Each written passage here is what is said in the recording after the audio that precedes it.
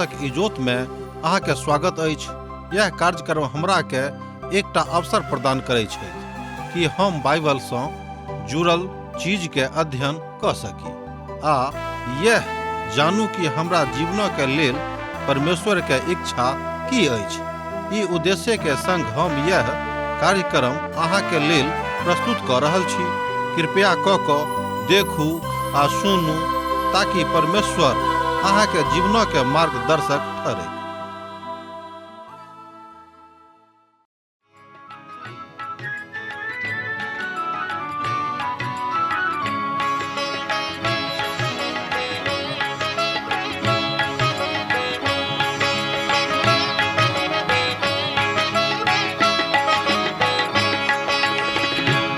प्रभु यीशु है तारनहारा, हे प्रभु यीशु है तारनहारा।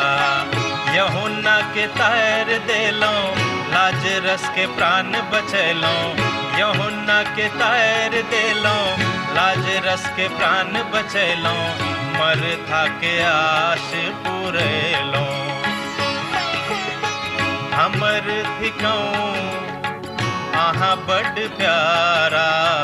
हमर थिकऊ आहा बड़ प्यारा, हे प्रभु यीशु है तारनहारा, हे प्रभु यीशु है तारनहारा।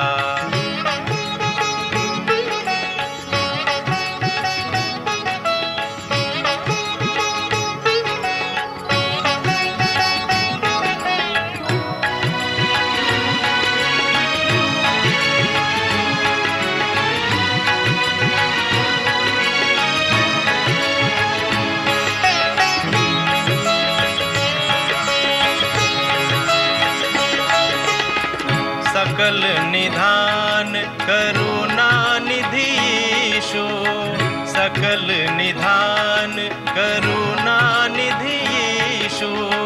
कनिक अहाँ इमरो नजर फेरो, कनिक अहाँ इमरो नजर फेरो। जो अहन देखब त के हमरा देखत, जो अहन देखब त के हमरा देखत। दुखक काल में के हमरा सेवत, दुखक काल में के हमरा सेवत।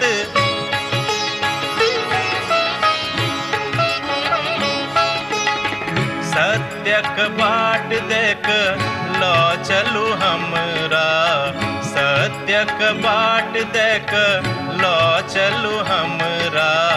हे प्रभु यीशु है तारनहारा, हे प्रभु यीशु है तारनहारा।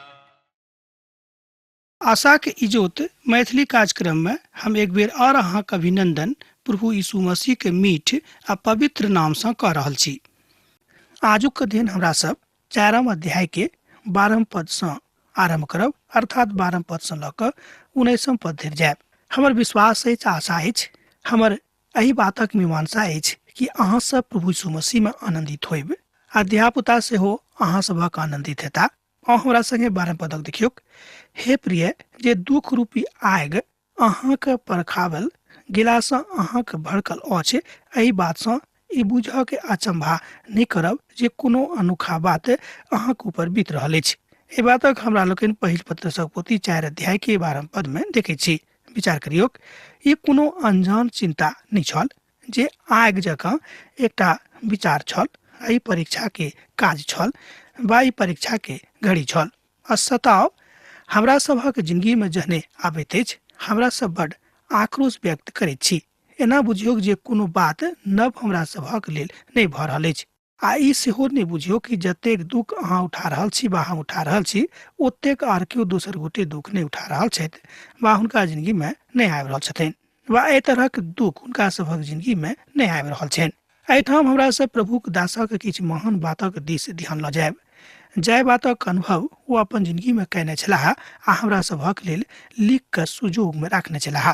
ओ कहैत छथि कि जहन हम एकटा नगर में पुरोहित छलहुँ हैं तहन हम ओतऽ एक परिवार में गेल छलहुँ हैं जे रेलवे लाइन के एक तरफ में रहै छलाह, जतऽ हाले में केओ आत्महत्या कऽ लेने रहथि। हम ओतऽ प्रभुक वचन अर्थात हुनक वचनक सेवा करबाक लेल गेल छलहुँ हैं। ओ सब हमरा समझलाह, हे प्रभु में आदरणीय प्रभु के महान दास, एहि संसार में किया की बात हमरा संगे भेल। एहि तरह आर केओ सतावल नहि जाइत छथि वा सतावल नहि गेल छलाह, सतावल गेल नहि छथि, जेनाकि हमरा सब सतावल जा रहल छी। आ जहन हम ओतऽ सँ बढ़ेलहुँ हैं तहन हम आर ओही रेलवे लाइनक उल्टा तरफ जाके और एकटा परिवार में गेल छलहुँ हैं। ओतऽ ओहि परिवार में एकटा आत्महत्या हाले में भेल छल। जानै छी ओ सब हमरा सँ की विचार कयलथि वा की कहलनि। ओ बजलाह, हे प्रभु का आदरणीय दास, ई किया के हमरा संगे भेल और ई बात किया कर दोसर परिवारक संगे नहि होइत छनि। आजुक दिन धरि एहि संसार में केओ एहि तरहक सताव वा एहि तरहक दुख नहि उठौने छथि। ई हमर अनुभूति अछि। हमरा सभक ई विचार अछि जे हमरा सँ बेसी दुख आर केओ नहि उठौने छथि वा नहि उठा रहल छथि। हम कहब कि संसार में जतेक लोग छथि हुनका सभक तरह तरहक दुख उठाबऽ पड़ैत छनि आर ओ सब तरह तरहक दुख उठा रहल छथि। अहाँ वा हम ई नहि बाजि सकलहुँ हँ कि जतेक दुख हम उठा रहल छी ओतेक दुख आर केओ नहि उठा रहल छथि। हमरा सभक गाम पर एहि बातक अहूँ जानैत होबै एकटा कहावत थिक कि हमर दुख सबसँ भारी। ई बात लोग बुझैत छथि, मुदा व्यवहार में ई बात सब ठाम लागू नहि होइत अछि। हमर मित्रवर, हम यह बातक जानै छी अहाँक समस्या की अछि। एहि बातक परमेश्वरक सन्मुख में लऽ जाउ, ओ अहाँक समस्या के भली भांति जानैत छथि। अब आवश्यक बात यह थिक कि प्रभुक संगति में बनल रहनाइ। तहन ओ कहैत छथि आगाँ पवित्र पोथी में बाजल गेल अछि कि जँ अहाँके जिंदगी में दुख आबि रहल अछि तऽ अहाँके जिंदगी में कोनो अचंभा करऽ वाला ई गप नहि थिक। लोक सब एहि तरहक समस्या दऽ कऽ गेल छथि और एखनो जा रहल छथि। ई कहियो नहि भऽ सकै छै जे अहींके सबसँ बेसी तकलीफ परमेश्वर दऽ देने छथि आर केकरो नहि देने रहथि। आ जहन पौलुस प्रेरितक रूप में चुनल गेल छलाह तहन प्रभु हुनका से कहलनि, हम हुनका एहि बातक दिखाबे में जो हमरा नाम सँ कतेक दुख उठौने छथि। एहि बातक अहाँ देख सकैत छी प्रेरितक पोथी 9 अध्याय तकर 16 पद में। जँ अहाँक लग पवित्र बाइबिल अछि तहन अहाँ एहि बातक अनुभूति कऽ सकलहुँ हैं, एहि बातक सत्यापन कऽ सकलहुँ हैं आर हम हुनका बतायब जे अहाँ हमरा नाम सँ कतेक दुख सहने छी वा अहाँके दुख सह पड़ल अछि। एहि बातक प्रेरितक पोथी 9 अध्याय के 16 पद में बताल गेल अछि। पौलुस अपन सीमाना में अर्थात अपने सीमा में दुख उठौने छलाह, ओतय अहाँके सहबा सँ बेसी कहियो तकलीफ नहि देता। एहि बातक हमरा लोकनि पवित्र पोथी में सीखै छी। और अहाँके अपन तकलीफ जरूरत सँ बेसी बुझबाक लेल कहियो नहि देता। अपना ऊपर अनर्थ अहाँ बुझि रहल छी जे भऽ रहल अछि, परमेश्वर कहियो अनर्थ नहि करैत छथि। दुख भेला सँ लोग ई बुझैत छथि कि परमेश्वर हमरा ऊपर बड़ बेसी अनर्थ कऽ देने छथि, कियाक तऽ हमरा सब मनुष्य छी, हमरा सब कमजोर छी, हमरा सब अल्पज्ञानी छी, हमरा सब बुझनाइ आरंभ कऽ दैत छी। एहि संसार में बहुत लोग छथि। प्रभु के महान दास कहैत छथिन कि जहन हमरा कैंसर भऽ गेल छल आर हम बिछौना पर पड़ल छलहुँ हैं तहन हम ई बुझलहुँ हँ आरंभ में कि हमरा सँ बेसी आर तकलीफ केओ नहि घटने छथि वा किनको नहि भेल छनि। कालांतर में जहन प्रभु हमरा ठीक कऽ देलनि तहन एहि बातक अनुभूति हम कयलहुँ हैं कि हमरो सँ बेसी तकलीफ एहि संसार में लोग उठौने छथि। आजुक अध्ययन में वही बातक हमरा लोकनि देख रहल छी जे परीक्षा में खाली रहैत छथि। आ परीक्षा में एहि बातक परख होइत अछि कि अहाँ वस्तुतः परमेश्वरक संगे सकारात्मक विश्वास में बढ़ि रहल छी कि अहाँके विश्वास नकारात्मक भेल जा रहल अछि। ताबत समस्त लोकक जिंदगी में कहियो एहि बातक घटना घटनाइ कोनो अनर्थकारी गप नहि थिक। अहाँके जिंदगी में अनायास ई कहियो नहि हैत। ई नहि बुझब जे कोनो आश्चर्यजनक घटना थिक। आई कोनो घटब वाला घटना अर्थात सामान्य बात विश्वासी जिंदगी में भऽ रहल अछि। आजुक युग में अहाँ ई बुझै छी जे आगिक जकाँ विनाशक मुकदमा धतकल गेल अछि, अर्थात धतकल भट्टीक जकाँ अहाँके जिंदगी में आयल अछि। दाऊद कहै छै जे परमेश्वर परीक्षा चानी के आगिक जकाँ करैत अछि, जेनाकि चानी के आगि में तपा कऽ हुनका और बेसी परिशुद्ध कऽ दैत छथि। अहाँके जिंदगी में घटना घटि कऽ अहाँके बेसी आर बेसी परमेश्वर पवित्र कऽ देने छथि, पवित्र करैत छथि। ई बात शाब्दिक रूप में एहि तरह बाजल जा सकै छै और संपूर्ण पवित्र बाइबिल में एही तरह के दर्शन देवल गेल अछि। ओ आगे के भट्ठी में एहि द्वारा डालल जाय छै जाहिसँ हमरा और बेसी खराब भ क हुनक नजदीकी में जाबे के अवसर भेटिक। आ पतरस अब एही तरह के आगि जकाँ अर्थात आगि के भट्ठी जकाँ परीक्षा के बहुत ठाम देखने छथि। ओ स्वयं ए बातों के बहुत ठाम अनुभव अपन जिंदगी में कहने छथि। हुनका त प्रभु के सेवा के काज करबाक छनि, अपन प्राण देबाक रहन, अर्थात हुनका अपन प्राण प्रभु यीशु मसीह के लेल देबाक रहन। आ लोग हुनको क्रूसक ऊपर चढ़ा के मुआ देने छलाह। एहि बातक इतिहास हमरा लोकनि पढ़ै छी और संसार एही बातों के बुझैत छथि, एही शैली में बुझैत छथि कि हुनक अभिव्यक्ति प्रभु के प्रेम में कतेक आगाँ बढ़ल छलिक। हमर सताव में परमेश्वरक एकटा योजना छनि। दोसर गप में हमरा लोकनि एहि बातक एके पंक्ति में बुझि सकैत छी कि हमर सताव में परमेश्वरक एकटा योजना लुकायल छनि। मुदा जेना जेना अहाँ मसीह के दुख में सहभागी होइत रहैत छी, आनंदित रहू, जाहिसँ कि हुनक महिमा के प्रकट होयबाक काल में सेहो अहाँ आनंद सँ उल्लासित भ जाऊ। पहिल पत्रसक पोथी 4 अध्याय के 13 पद एहि बातक कहैत अछि। हमरा सभक परीक्षा के काल में आनंद मनेबाक अछि, किएक त सताव मसीह के दोसर आगमनक तैयारी अछि। संत पौलुस एहि बातक 8 अध्याय के 17 पद में लिखैत छथि, आ जौं हमरा सब धिया पुता थिकौ हैं त उत्तराधिकारी छी, परमेश्वरक उत्तराधिकारी और मसीह के सह उत्तराधिकारी एना जेहन वास्तव में हुनका संगे दुख उठाबै छी जे हुनका संगे महिमा सेहो पायब। एहि बातक हमरा लोकनि रोमियो पोथी 8 अध्याय के 17 पद में देखै छी। एतद एहि बातक खुलासा एठाम परमेश्वरक पवित्र वचन कह दैत अछि कि जेना अहाँ प्रभु के लेल यीशु के लेल दुख उठा रहल छी, एही तरह प्रभु के लेल अहाँ महा आनंद में सेहो प्रवेश पायब आ अनंत कालक लेल पायब।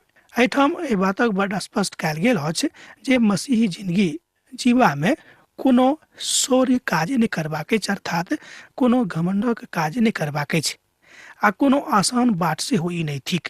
अब हमरा सब मसीही जिंदगी के बलिदान के और अनुशासित जिंदगी के विषय में कने आगाँ देखब।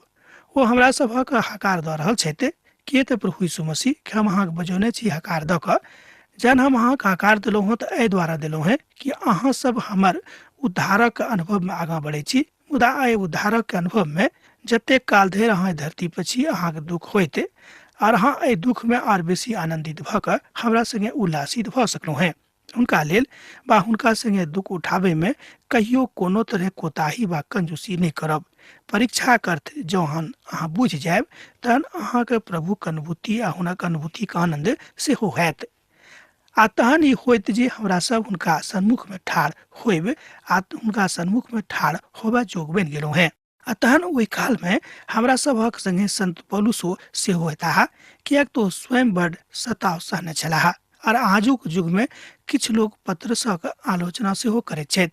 मुदा हमरो सब हुनका देखऽ जा रहल छी आ जन हमरा सब स्वर्गधाम में हुनका संगे रहब। किएक त परमेश्वरक वचन ए बातक बड़ स्पष्ट बाजित अछि जे सताव मसीही जिंदगी के बड़ महत्वपूर्ण इच्छा अछि, अर्थात सताव मसीही जिंदगी के बड़ महत्वपूर्ण प्रभाग अछि।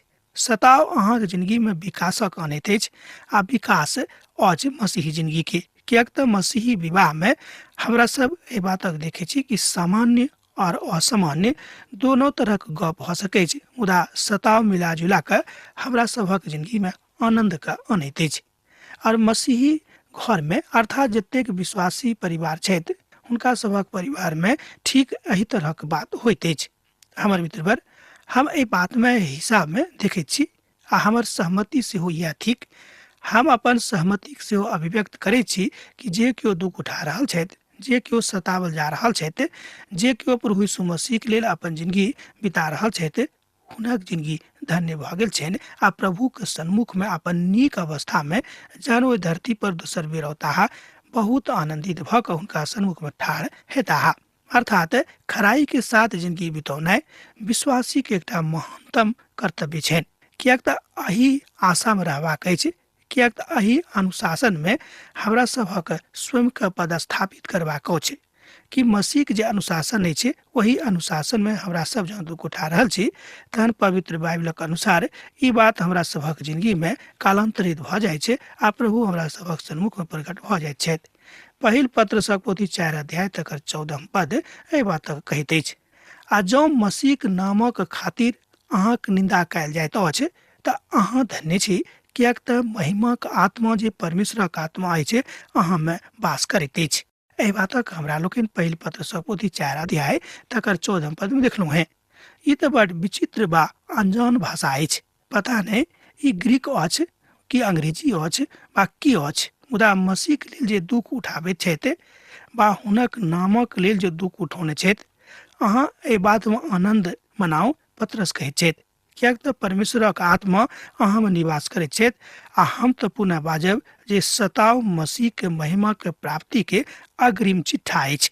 दोसर गप में मसीह के जिंदगी में जहन सताव आबैत अछि तहन अहाँ एहि बातक बुझियौ कि मसीही जिंदगी जे अहाँ बिता रहल छी, विश्वासिक जे जिंदगी अहाँ बिता रहल छी, अहाँके चिट्ठा भेटल अछि कि अहाँ प्रभु के सन्मुख में ठाढ़ होएब, अहाँ प्रभु के धिया पुता थिकौ है। एहि बातक का पक्का प्रमाण यह थिक जे अहाँ मसीह के लेल दुख उठा रहलहुँ हैं। जे तऽ अहाँ दुख उठा रहल छी आ जँ अहाँ हमरा संगे जिंदगी बिता रहल छी तऽ बुझ लिअ जे अहाँ प्रभु के धिया पुता भऽ गेलहुँ हैं, धिया पुता थिकौ हैं। किएक तऽ ई बात यह थिक जाय बातक दाऊद अपन जिंदगी में अनुभव कैने छलाह। प्रभुक महान दास दाऊद अपन भजन में एहि बातक बाजैत छथि कि हम प्रभु में जहन दुख उठाबै छी तऽ हमर आनंद बढ़ि जाइत अछि। तहन अहाँ अपनो आनंद के प्रभु यीशु मसीह के लेल दुख उठा कर बढ़ा सकलहुँ हैं। अहाँ प्रभु के महिमा कऽ सकलहुँ हैं, किएक तऽ प्रभु अहाँके जिंदगी में चराचर विराजमान छथि। ई कहल जाइत अछि जहन अहाँ कोनो एहन भौतिक बातक लेल दुख उठाबै छी तहन अहाँ बुझैत छी कि हमरा दुख भऽ रहल अछि, तहन एहि भौतिक बातक दुख उठौनाइ कतेक कालक लेल अहाँके जिंदगी में हैत। हमरा लोकनि एहि बातक एहि संसार में अर्थात एहि धरती पर के जिंदगी में देखैत छी। प्रभु के महान दास बता रहल छथि कि जहन 1906 ईस्वी में एकटा बड़ भयंकर भूकंप आयल छलैक, तहन ओहि भूकंप में बहुत लोकक के प्राण चलि गेल छलनि आ बहुत स्त्री आ छोट छोट नेन्हा सब एहि संसार में छलाह आ हुनक सुधि लेबऽ वाला केओ नहि रहनि। मुदा ओहि देशक लोग एहि बातक प्रण उठौलथि कि जतेक लोग बाँचल छथि हम हुनका सहायता करबनि। हमरा लोकनि भूकंप आबैत जानै छी, भूकंप होइत अछि, एहि बातक अनुभूति कैने छी। हमरो सभक युग में बहुत बेर भूकंप आयल अछि विनाशकारी, जाहि भूकंप में हजारों हजार लोगों के प्राण गेल छनि। अर्थात जहन ओ प्रार्थना करऽ वाला छलाह तहन हुनका संगे ई किएक भेलनि। एक गोटे आबि कऽ हमरा सन्मुख में एहि बातक प्रश्न कयलथि। ओ हमरा से पुछलनि कि ओ हुनका सभक जिंदगी में भूकंप किएक आबि गेलनि, ओ समस्त परिवार किएक एके दिन नाश भऽ गेलाह जहन ओ विश्वासी रहथि। उत्तर दिलनि, हमर प्रभु जे हमर प्रभु थिकाह ओ एहि छोट मोट धरती के घटना से प्रभावित नहि होइत छथि। ओ अहाँके एहिठाम से विदा कर देलनि, किएक तो बुझि गेल छलाह कि आब दुख उठेबा के काल अहाँके समाप्त भऽ गेल अछि, अर्थात संपूर्ण रूपे संसारिक दुख अब अहाँके जिंदगी से खत्म भऽ गेल। एहि बातक लेल प्रभु के धन्यवाद दियौ। हाँ, ई बात जरूर जे दुनियावी लोग छथि, जे सांसारिक लोग छथि, एहि बातक एहि तरह नहि लऽ सकैत छथि। एहि तरहक भूकंपक काल में बड़ किल्लत भऽ गेल छलनि, त्राहिमाम भऽ गेल छलनि आ लोग त्राही त्राही बाजि रहल छलाह। प्रभु के महिमा और हुनक प्रशंसा करऽ वाला केओ लोक नहि रहथि। एहि बीच में एकटा स्त्री भूकंप जाय काल में भेल छलैक। एकटा स्त्री जे वृद्धा छली, ओ आबि कऽ प्रभु के महिमा करनाइ आरंभ कऽ देली कि हे प्रभु, भूकंप आनबाक लेल हम अहाँके धन्यवाद दऽ रहलहुँ हैं। बहुत लोग हुनक एहि बातक सुनि कऽ, एहि प्रार्थना के सुनि कऽ हुनका से झगड़ा झंझट करनाइ आरंभ कऽ देलनि कि अहाँ कतेक निर्दयी छी कि भूकंप में लोग मरि गेलैक और अहाँ कहैत छी जे प्रभु अहाँ धन्य छी जे अहाँ भूकंप आनि कऽ लोकक समाप्त कऽ देलहुँ हैं। पवित्र पोथी की महान आत्मिक पराकाष्ठा अछि। एही पराकाष्ठा पर आबि कऽ अहाँ चिन्हल जायब कि अहाँ प्रभुक संगे छी वा नहि छी। मुदा मसीह के पवित्र प्रभु जानि कऽ अपना हृदय में राखू। अपन आशा के विषय पूछल गेला पर प्रत्येक पूछऽ वाला के सदैव नम्रता आ श्रद्धा के साथे उत्तर देबाक लेल तत्पर रहियो। पहिल पत्रसक पोथी 4 अध्याय तक 15 पद एहि बात कहैत अछि। ओ बड़ विनम्रता के साथ उत्तर देली कि प्रभु जे किछु करैत छथि हमर भलाई के लेल करैत छथि। एहि बातक हम पवित्र पोथी में देखने छलहुँ हैं, अनुभव कैने छी। एतद हम प्रभु धन्यवाद दऽ रहलहुँ हैं। अब एहि बातक अहाँ कतेक दूर धरि बुझैत छी ई तऽ अहाँके ऊपर अछि। हम अहाँसँ कोनो प्रश्न नहि करब आ नहि हम अहाँसँ झगड़ा झंझट करब, हमरा माफ करियौ। एहिठाम पतरस आन लोकक शिकायतक लऽ कऽ एकटा अपराधीक जकाँ काज कऽ देने छथि, एना हमरा लगैत अछि। हुनका सभक अन्दरमे कोनो तरहक भेदभाव नहि रहैक। अच्छा, एहि बातक लऽ कऽ आगाँ लऽ जाइत छथि। एहिठाम संत पौलुस सेहो एहि बातक करैत छथि। वास्तविकता यह थिक जे संत पौलुस, पतरस और याकूब समस्त बातक ऊपर तैयार भऽ कऽ एहि संसारमे अपन जिंदगी बिता रहल छलाह, कियाक हुनका मालूम रहनि कि प्रभु अबैया छथि। तैं सुसमाचारक प्रचारक काज हमरा करबाक अछि। जाबे धरि हम एहि धरती पर जिंदा छी, एहि धरती पर जीवित छी आ जिंदगी बिता रहल छी, यह काज सर्वोपरि अछि आ यह काज हम करैत रहब। पतरस कहै छै जे हमरा सब मात्र अपने पापक लेल सतावने सब, परमेश्वर कहियो पापक द्वारा अहाँक परीक्षा नहीं करता हा। हमर मित्रवर, ओ अहाँक कहियो बुराई से परीक्षा नहीं लेता हा आ ओ नहीं एहि तरहक कोनो बात अहाँक संगे करता हा। याकूबक अपन पत्री में साफ साफ एहि बातक बाजने छथि। पतरस कहै छै जे अहाँ में से केओ सुनि कऽ अर्थात खूनी भऽ कऽ परमेश्वरक सन्मुख में जाकऽ नहीं बाजि सकलहुँ हैं कि हम नीक छी, कियाक तऽ काल आबि गेल अछि जे परमेश्वरक घराना में सँ न्यायक आरंभ होइक। एतद जँ न्यायक आरंभ जँ हमरे सँ होइत तऽ हुनक की परिणाम होइतैक, जे सब परमेश्वरक सुसमाचारक पालन नहीं कैलाहा। पहिल पत्रसक पोथी 4 अध्याय तकर 17 पद एहि बातक कहैत अछि। कियाक तऽ काल आबि गेल अछि जे परमेश्वरक न्याय हुनके बाड़ी सँ आरंभ हेतैक। विश्वासी सब प्रभुक न्याय आसनक सन्मुख में ठाढ़ भऽ जेताह आ हुनक न्याय कयल जेतनि। यह बात हमरा सब गोटे के बुझबाक अछि। पौलुस लिखैत छथि 2 कुरिन्थियों पोथी 5 अध्याय के 10 पद में, कियाक तऽ हमरा सब मसीह के न्याय आसनक सन्मुख में उपस्थित भेनाइ आवश्यक अछि। दोसर गप में, कियाक तऽ हमरा सभक मसीह के न्याय आसनक सन्मुख में भेनाइ उपस्थित भेनाइ आवश्यक अछि, जाहिसँ सभक अपन अपन बुरा काजक बदला भेटिक, जाहि बातक ओ देहीक द्वारा कयने छलाह। देही में रहैत जतेक बातक नीक जतेक बातक खराब हमरा लोकनि करैत छी, ओहि बातक न्याय हैत। एहिठाम पौलुस विश्वासी के विषय में गप कऽ रहल छथि। जाहि बातक ओ सब अपन देही के द्वारा कयने छलाह, ओ ई बातक बदला एहिठाम पोताह, अर्थात हुनक न्याय कयल जेतनि। ई कथा भिनसर से लऽ कऽ साँझ धरि सदा कालक लेल चलैत रहतैक, जतेक काल धरि प्रभुक न्याय एहिठाम एहि धरती पर होइतैक। पतरस एहि बातक लेल आगाँ बढ़ि कऽ बाजि रहल छथि जे जहन केओ परमेश्वरक एहि मनसा में देखताह तहन परमेश्वर हुनका नीक दिखाई नहीं पड़तनि। मुदा जे केओ परमेश्वरक पवित्र आ महान आ सशक्त पराकाष्ठा देखताह, हुनका परमेश्वर महान आ पवित्र आ एकमात्र सर्वशक्तिमान दिखाई पड़तनि। प्रभु यीशु मसीह हुनक प्रमाण छनि। प्रभु यीशु मसीह परमपिता परमेश्वर के प्रमाण प्रस्तुत कऽ देलनि ओ कतेक शक्तिमान छथि। तहन हमरा सभक पापक लेल जे मूल चुकौने रहैत, एहि दुआरे जाहिसँ हमरा लोकनि परमेश्वरक ओहि प्रेम के जे हमरा सब गोटे से कयने छलाह बुझि सकी। एतद एहिके बादो हुनक न्यायक लेल केओ तैयार नहीं रहैत छथि, अर्थात परमेश्वरक न्याय से केओ डेराबैत नहीं छथि, कियाक तऽ समान प्रक्रिया एहि संसार में शैतान चला रहल छथिन आ मनुष्य शैतानक चाल में फटाफट फंसल जा रहल छथि। आ जौं धर्मी मनुष्य कठिनाई से उद्धार प्राप्त करता है, तहन ईश्वर रहित और पापी मनुष्य के की दशा होइतैक। एहि बातक एहिठाम पतरस बाजि रहल छथिन 4 अध्याय के 18 पद में। एक बेर देखियौ, आ जौं धर्मी मनुष्य कठिनाई से उद्धार प्राप्त करता है, तहन ईश्वर रहित और पापी मनुष्य के दशा की होइतैक।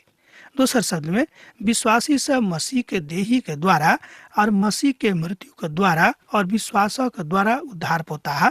आते जे एकमात्र हुनक आशा छनि, मुदा जे देही से पाप कऽ रहल छथि आ पाप करे में को रत्ती शर्माबैत नहीं छथि, तहन हुनक दशा के अहाँ विचार करियौ। कियाक तऽ जे उद्धार पुण्य छथि, प्राप्त कयने छथि, हुनका बड़ तकलीफ उठाबऽ पड़ल छलनि, उठाबऽ पड़तनि आ उठा रहल छथि। तहन जे केओ एहि तरहक मानसिकता के छथि, जे एहन काज कऽ रहल छथि, हुनक अवस्था कोन तरहक भऽ जेतनि। एहि बातक एहिठाम बड़ स्पष्टता में ओ बाजि रहल छथि। प्रभुक महान दास, जगत प्रसिद्ध दास एहि बातक बाजने छथि जे हम तऽ एकटा एहन ब्रह्मांड के देख रहल छी जे आग सँ भरल अछि आ ओहि संपूर्ण ब्रह्मांडक मालिक वह छथिन। कियाक तऽ एहिठाम ततेक पाप बढ़ि गेल अछि कि परमेश्वर अपन आग लऽ कऽ एहिठाम औताह। एहि तरहक भय हुनका मोन में व्याप्त रहनि। तहन आगाँ ओ कहै छथि कि परमेश्वर बड़ दयालु छथि, तैं ओ अपन आगि के सम्हारि कऽ रखने छथि।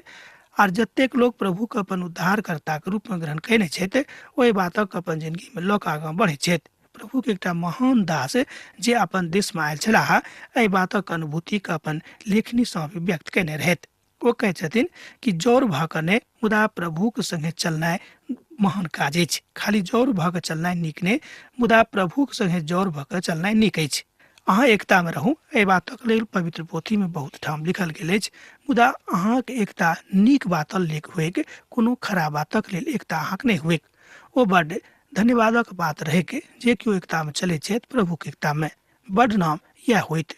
ओ एकटा विश्वव्यापी मनुष्य छथि जे एहि बातक स्पष्टताक साथ बाजैत छथि, किएक तऽ प्रभुक नजर में ओ एहि बातक लेल बड्ड आगाँ गेल छलाह। और अंततोगत्वा हमरा लोग के देखे छी कोई युवती सँ प्रेम प्रसंग में आबि गेलाह, आ तहन ओ पुछलनि जे की अहाँ एहि बातक लेल एहिठाम आयल छलहुँ हैं। ओ कहलनि जे नहि, प्रभु की इच्छा रहनि, एहि द्वारा हम एहि प्रेम प्रसंग में आयल छी। आ हुनको प्रभुक संगे चलबाक इच्छा छनि, तैं हम हुनक प्रेम प्रसंग में आबि गेलहुँ हैं। हमरा आशा भऽ गेल कि प्रभु हमरा सँ एहिठाम एहि धरती पर किछु काज करेबाक लेल तैयार छथि, हमरा तैयार कऽ रहल छथि। हम एहि तैयारी में एहिठाम लागल छी। प्रभु के महान विद्वान दास एहि बातक अपन जिंदगी के अनुभूति सँ बाजि रहल छथि। मुदा परमेश्वर अहाँके बजौने छथि जे अहाँके परमेश्वरक लेल किछु करियौ। दोसर गप में अहाँके परमेश्वर बजौने छथि जाहिसँ अहाँ परमेश्वरक लेल किछु कऽ दियौ, किछु करियौ।